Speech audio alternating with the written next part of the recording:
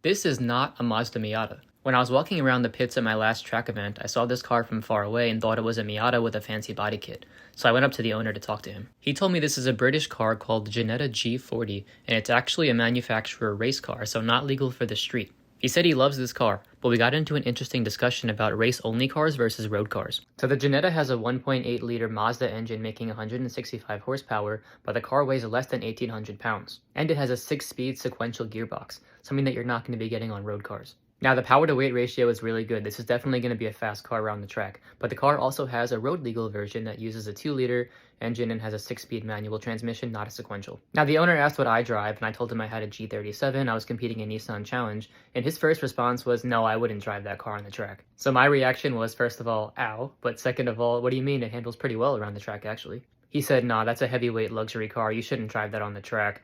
You should probably get a race car dedicated for the track like this, and then have another car that you drive on the street.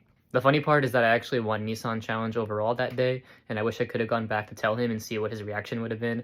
But he also didn't want to be recorded because he doesn't like Instagram or social media or anything, although he wanted me to record his car and get it out there. Kind of confusing. But how do you guys feel about what he's trying to say, that you should only be racing cars on the track that are for the track and aren't used on the street? I personally feel like that's a bunch of baloney. Now, my G37 drives on the street once in a while for fun, and I drive it to and from the track, but I also have a Prius that I use for any kind of daily activities. But me personally, I love being able to drive my car on the street. I feel like it's really not a car if I can't drive it on the street.